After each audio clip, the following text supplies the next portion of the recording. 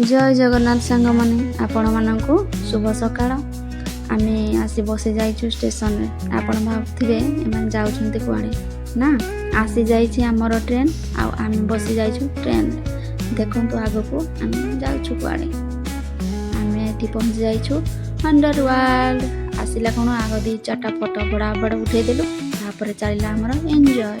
देखंतु एडी बापो पो केमती एन्जॉय करछन्ती। से छोट छुआडी के देखंतु आमा केमती कोली के धरिछि। देखुनाहांती केते मस्ती केते मजा। आ मु तो कहबी ए खरा दिन रे आपण मान भी आसंतु आ यार मजा नियंतु। बढ़िया लागुଛି ए जगहटा। आमे मा पो टिके एडी एन्जॉय करथुलु मस्ती करथुलु। मो पो तो पूरा खुश। आ ऊपर जेतले पांडा पड़थला आहा मजा लागुथिला। एडी मा पो आमे दिजन झगड़ा करथुलु। मो पो कोइ मु आगर जे मुजे मु आगर जे लास्ट को से आगर ही गला। तापर मु गली तापर एडी हमरो हीरो आसी गले। देखंतु की मस्ती की मजा। हमको बहुत मजा लगिला। देखुना एक्सप्रेशन बहुत खुशी अछंती जे आ मजा भी लगिला।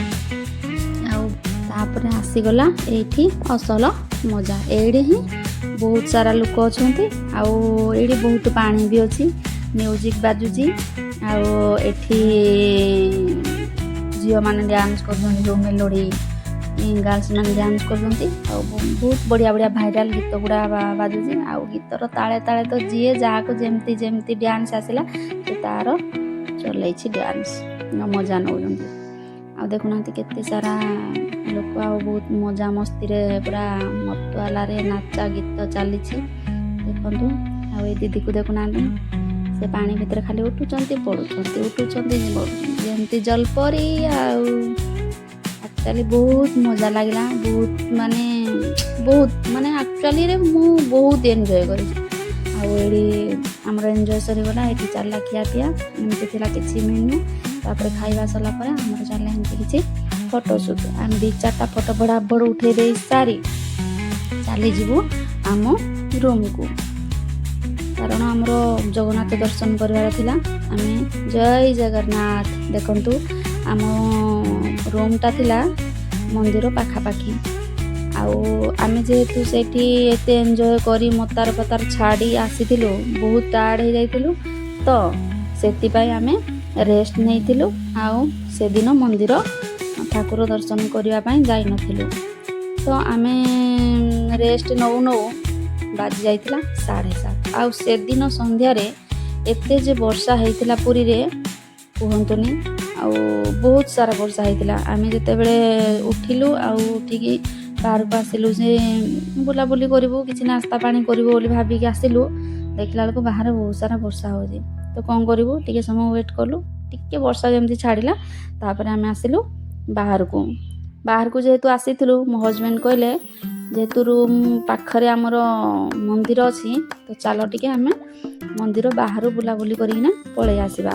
आमे आज सिना मंदिर भितर को जाई परिबानी ठाकुर दर्शन करया पई बाहर तो बुली आसिया तो बुलीबा पई आस्थिलु। एमती दी चारटा फोटो उठे देलु तापर बुलाबुली करना खाई पीना रूम को पळैथिलु। आ उठिकी सकाळू पूरा भोर 3:30 उठिकी रेडी हेगी आमे आस्थिलु मंदिर। आ ठाकुर दर्शन भी कलु बहुत भल भाव दर्शन हैला। जेहेतु भितर को मोबाइल अलाउ नथिला आमे बाहर से साइड दुकान रे मोबाइल देकी भितर को जाइथिलु।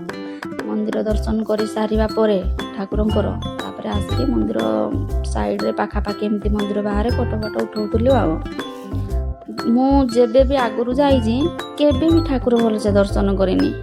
केबे आखी देखिथिबी तो केबे साइड रु देखिथिबी लेफ्ट देखिथिबी राइट देखिथिबी केतडे जो तांको मुकुट ऊपर साइड एमती देखिथिबी। कारण मो हाइट कम तो मते भल से ठाकुर देखा जानतीनी एक्चुअली सत कथा। तापर आमे आसु दिन बेला आसिला माने बहुत सारा भीड़ थाए। बहुत सारा भीड़ रे आम हाइट कम तापर एते हाइट माने एते मो सामना रे बहुत हाइट वाला लोक थांती तो मते भल से देखा जाएनी ठाकुर।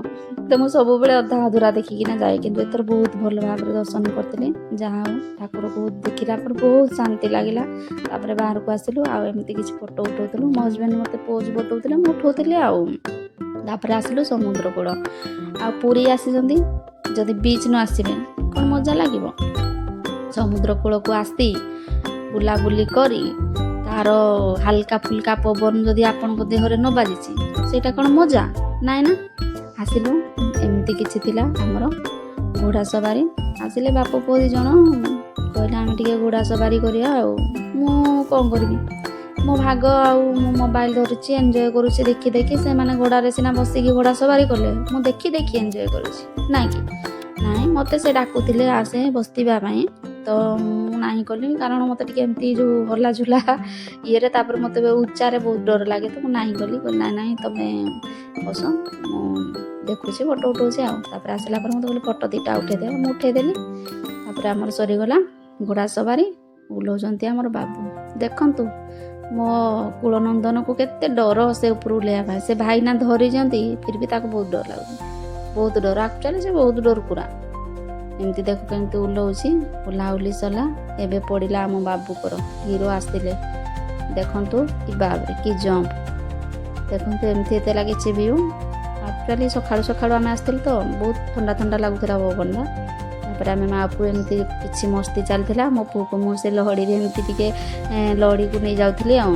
ତାପରେ ଆସି ଯାଇଥିଲୁ, ଏଇଟା ହେଉଛି ଗୁଣ୍ଡିଚା ମନ୍ଦିର। ଭିତରେ ତ ବନ୍ଦ ଥିଲା, ବାହାରେ ଦର୍ଶନ କରିନା ପଳେଇ ଯାଇଥିଲୁ। ତାପରେ ଆମେ ଆସି ଯାଇଥିଲୁ ବ୍ଲୁ ଫ୍ଲାଗ ବିଚ୍ ପୁରୀ। ଏଇଠିକି ଆସିବାର କାରଣ ହେଇକି ଯେ ଆମେ ରୁମ୍ ଛାଡ଼ି ଦେଇଥିଲୁ, କାରଣ ଆମେ ରୁମ୍ 1 ଦିନ ପାଇଁ ନେଇଥିଲୁ। ଆମେ 2 ଦିନ ରୁମ୍ ନେବାର ଏମିତି କିଛି ପ୍ଲାନ୍ ନଥିଲା। ତ ଆମେ ଦର୍ଶନ କରିକି ଆସି ସାରିଲା ପରେ, ଠାକୁର ଦର୍ଶନ କରିସାରିଲା ପରେ ଆମେ ରୁମ୍ ଛାଡ଼ି ଦେଇଥିଲୁ। ଆସିଥିଲୁ ବିଚ୍କୁ, ଲଗେଜ୍ ବଗେରା ସବୁ ଧରିକି ଆସିଥିଲୁ ଭାରି। ଏଇଠିକି ଆସିଥିଲୁ ଯେ ଏଥିପାଇଁ, ଏଠି ଲାଟ୍ରିନ୍ ବାଥରୁମ୍ ସବୁକିଛି ଆଭେଲେବୁଲ୍ ଥାଏ। ଯଦି ବି ଆପଣଙ୍କୁ ସେଇ ଭିତରୁ କିଛି 1, 2 କିଛି ବି ଲାଗେ, ଏଠି ଆପଣ ଖୁସି ଖୁସି କରିପାରିବେ। ତାପରେ ଆମ ପାଖରେ ଥିଲେ ଆମ କୁଳନନ୍ଦନ, ତାଙ୍କର କିଛି ହେଇପାରେ 1, 2, 3, 4 କିଛି ବି ହେଇପାରେ। ତ ସେଥିପାଇଁ ଆଉ ଏଇଟା ହେଉଛି ଚିଲଡ୍ରେନ୍ସ ମାନଙ୍କ ପାଇଁ କିଛି ଛୋଟ ମିନି ପାର୍କ ଟାଇପ୍ର, ଛୋଟ ଛୁଆମାନେ ଖେଳିପାରିବେ। କିନ୍ତୁ ଏଇ ଟାଇମ୍ ମୋ ପୁଅ ଖେଳି ନଥିଲା, କାହିଁକି ନା ଏଠି ବହୁତ ସାରା ଖରା କାଟୁଥିଲା।